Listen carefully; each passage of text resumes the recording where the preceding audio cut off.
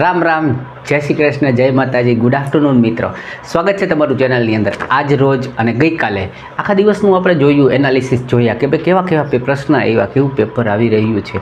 આપણા એક સરસ એવા સ્ટુડન્ટ છે જેમનું નામ છે, એમની સરનેમ છે તલપડે અને રાજ એનું નામ છે. એમણે મારી સાથે વોટ્સએપમાં વાત કરી, એમને ફોટોગ્રાફ્સ પણ મોકલ્યો કે સર આવા પ્રશ્ન હતા.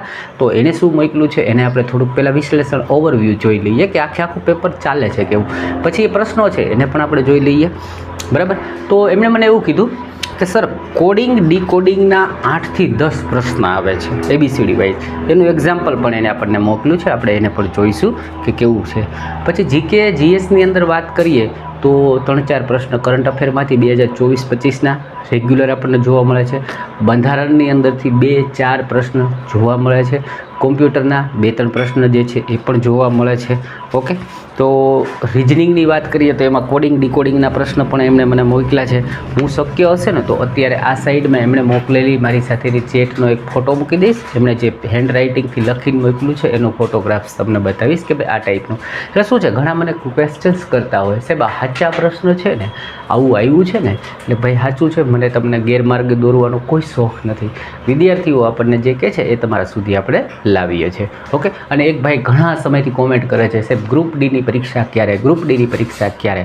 તો ભાઈ તમને કહી દઉં કે મહિના પછી એનું નિર્ણય આવશે ત્યારે આપણને ખબર પડશે ગ્રુપ ડીની પરીક્ષા ક્યારે. ઓકે, તો હવે બંધારણમાંથી કેવો પ્રશ્ન આવ્યો તો ભાઈ 1978માં 44મો સુધારો જે છે એ કોના સંબંધમાં હતું એવું ઓપ્શનની અંદર પૂછવામાં આવેલું હતું. તો આપણને ખ્યાલ છે ડેઇલી માટે 1-2 બંધારણીય સુધારા જે વધારે હાઇલાઇટ થયેલા છે એને આ લોકો અવશ્ય પૂછે છે. એટલે આપણી ફરજ આવે છે કે બંધારણીય સુધારાઓને આપણે વાંચી શીખી સમજી લઈએ. બીજો પ્રશ્ન પૂછો, હા તો કહી દઉં 44મો જે બંધારણીય સુધારો હતો 1978ની અંદર સંપત્તિનો જે માલિકી હક હતો, બરાબર છે, એને કાનૂની હક કરવામાં આવ્યો અને એ હક જે છે એને રદ કરવામાં આવેલો. પછી પ્રશ્ન આવ્યો વિશ્વનો હાઈએસ્ટ બ્રિજ જે છે બરાબર કઈ નદી ઉપર છે. તો જમ્મુ એન્ડ કાશ્મીરની અંદર આવેલું છે, જે 2 દિવસ પહેલાંય પૂછ્યો તો પ્રશ્ન રિપીટ કર્યો છે. અને જુલાઈ મહિનાની અંદર જ્યારે NTPCની ગ્રેજ્યુએશનની પરીક્ષા હતી એમાં પણ આ જ પ્રશ્ન પૂછેલો હતો અને જમ્મુ કાશ્મીરમાં ચિનાબ નદી ઉપર આવેલો છે. એના પછી પ્રશ્ન હતો પંચાયતી રાજમાંથી, થોડોક સહેલો ભાઈએ મોકલ્યો એ મુજબ કે ભાઈ નીચે આવેલી સંસ્થાઓમાંથી પંચાયતી રાજમાં ઉચ્ચ સ્તરે શું હોય. એમાં ગ્રામ પંચાયત હતું, તાલુકા પંચાયત હતી, જિલ્લા પંચાયત હતી. એટલે એ પણ સહેલો પ્રશ્ન હતો, તમને મને બધાને ખ્યાલ છે, એના વિશે આપણે ચર્ચા નહીં કરીએ.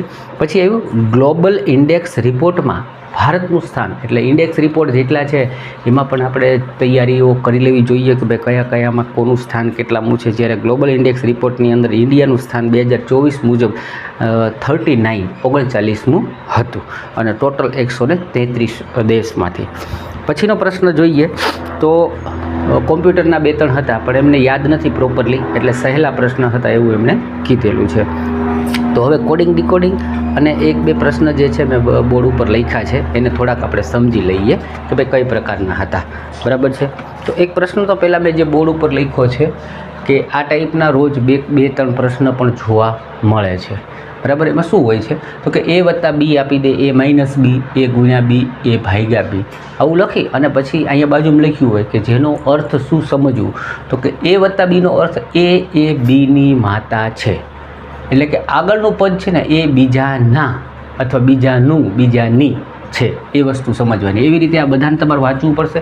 પછી એક લાંબી એવી લાઈન આપે છે, એક લીટી આપે છે અને તમને કહેશે કે ભાઈ તો આની અંદરથી કોનો સંબંધ જોવાનો છે. જેમ કે આ પ્રશ્નમાં M અને Q એ સાથે કેવા સંબંધ છે એને તમારે જોવાના રહેશે. આ ટાઈપનો પ્રશ્ન જે છે આને પ્રેક્ટિસ અવશ્ય કરવી પડશે, નહીંતર તમે પરીક્ષાની અંદર માનો કે આવા 4 પ્રશ્ન આવી ગયા તો 4 પ્રશ્નમાં હું એમ કહું છું તમારી 15 મિનિટ 20 મિનિટ બગડી શકે છે. એટલે પ્રેક્ટિસ અવશ્ય કરજો જેથી તમારું માઇન્ડ આ પેટર્નને સમજતું થાય, આ પેટર્નને ફોલો કરી શકે. જોઈએ પહેલાં શું કહે છે, વત્તાનું શું કહે છે તો કે M એ Bની માતા છે. એટલે અહીંયા શું થાય, M Nની માતા છે. ઓકે, M છે એ Nની માતા છે. એટલે N જે છે એની માતા કોણ બન્યું તો કે M. ઓકે, M છે માતા છે એટલે એને હું F તરીકે દર્શાવું છું. જોતા જઈએ. એટલે આ ભાગ જે છે એને આપણે પૂરો કર્યો. ઓકે, હવે આવ્યું માઇનસની. માઇનસ શું કહે છે, A એ Bનો ભાઈ છે. તો અહીંયા N એ Oનો ભાઈ થશે. તો N જે છે એનો ભાઈ કોણ થશે, O. તો O છે એ ભાઈ થયો એટલે એને હું પ્લસ તરીકે દર્શાવું છું. ઓકે, એટલે આપણે આટલી વિગત જે છે પૂરી કરી. પછી ઓ અને અહીંયા પી છે એ વચ્ચે ભાગાકારની નિશાની છે. એ બીના પિતા છે એટલે ઓ છે એ પીના પિતા થશે. ઓ પીના પિતા, કોના? પીના પિતા બનશે. ઓ છે એ પીના પિતા. ઓકે, પી છે એ મેલ છે ફિમેલ છે એવું હજી આપણે જાણતા નથી. ઓકે, એટલે અહીંયા સુધી આપણે રિલેશન લઈ લીધું. હવે પી અને ક્યુ વચ્ચેની વાત રહે તો ગુણાકારની નિશાની શું? એ બીની પત્ની છે એટલે પી છે એ ક્યુની પત્ની થશે. એટલે આ પી છે અને અહીંયા હું મૂકીશ આ ક્યુ.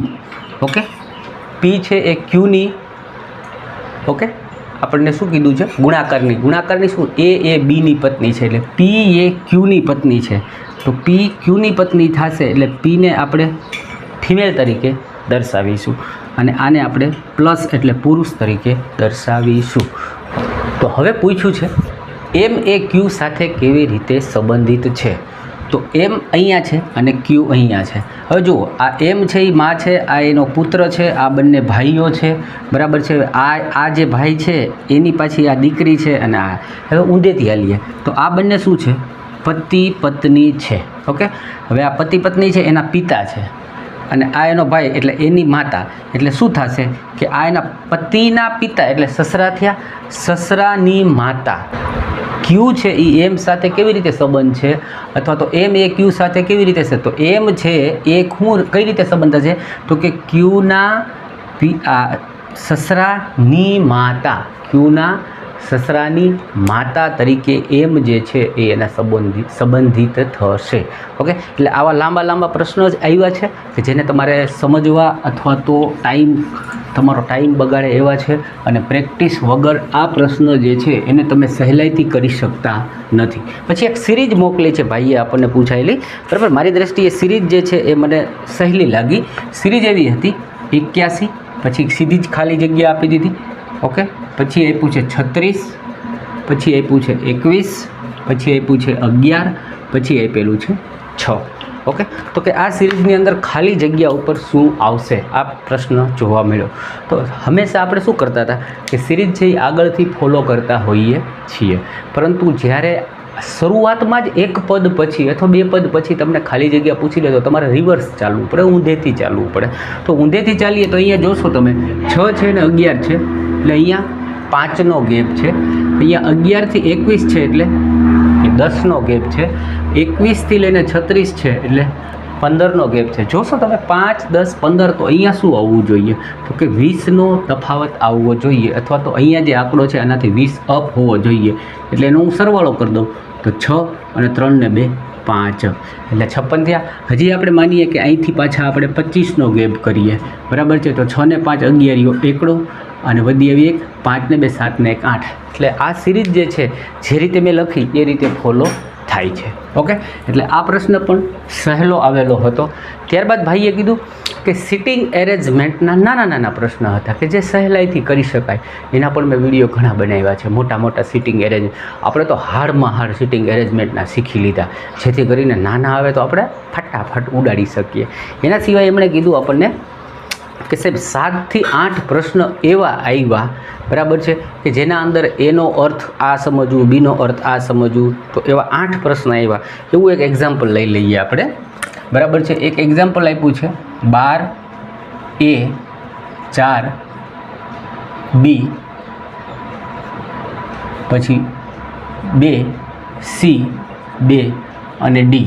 આ રીતનું આખું એક એક્ઝામ્પલ જે છે આપણે લઈએ છીએ. એમાં એટલે 8 દાખલા આવા પૂછવામાં આવ્યા હતા, જેની અંદર શું કહેતા હતા કે એનો મતલબ છે વત્તા, બીનો મતલબ છે ભાગાકાર, સીનો મતલબ છે ગુણાકાર અને ડી બરાબર તમારે સમજવું માઇનસ.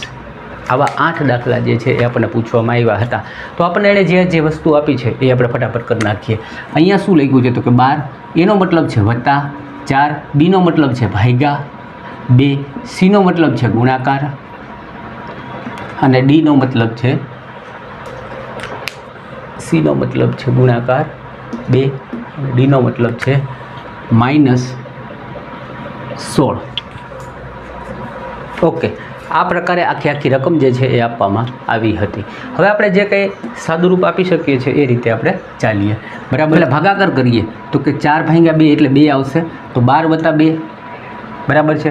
અને અહીંયા ડાયરેક્ટલી તમે આમ કરવું હોય તો બી કરી શકો છો. આ 4/2 × 2 ઓકે, એટલે 2 સીધે આપણે કાઢી નાખીએ. એટલે 12 + 4 એટલે કે અહીંયા થશે 16 અને -16 છે.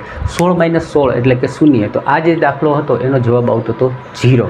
આવા 8 દાખલાઓ જે છે એના અંદર પૂછવામાં આવેલા. એના સિવાય ગણિતની વાત કરીએ તો ગણિતની અંદર દરેક ચેપ્ટરમાંથી સરેરાશમાંથી પ્રશ્ન તમને જોવા મળશે. એટલે બધા ચેપ્ટરને ન્યાય આપેલો છે. ઓકે, એટલે તમારે બધા ચેપ્ટર જે છે મેથ્સના એને જોવા જ પડશે. જેમ કે સરેરાશમાંથી આવ્યો, ખોટ નફો આવ્યો, ટકાવારી આવે છે, લસા ગુસામાંથી આવે છે, રેશિયો ચેપ્ટરમાંથી આવે છે. એટલે બધા જ ચેપ્ટર જે છે એના અંદરથી એક બે દાખલાઓ તો તમને જોવા મળેલા જ છે. તો આપણે સ્પેશિયલ થેન્ક્સ કહીશું જે ભાઈએ આપણે પ્રશ્ન મોકલ્યા છે એને. અને આજે જેને પરીક્ષા હોય મેં નંબર આપું જ છું ડેઇલી માટે, તમે પણ મને વોટ્સઅપની અંદર પ્રશ્ન મોકલતા રહો જેથી કરીને આપણે બીજા સુધી તમારું જે કંઈ એનાલિસિસ છે એ પહોંચાડી શકીએ. વિડીયો સારો લાગ્યો હોય, માહિતી સારી લાગી હોય તો વિડીયોને લાઇક કરજો અને ચેનલને સબસ્ક્રાઈબ અચૂકથી કરજો. મળીએ છીએ બીજા વિડીયોની અંદર નવી ઇન્ફોર્મેશન સાથે. ત્યાં સુધી આવજો.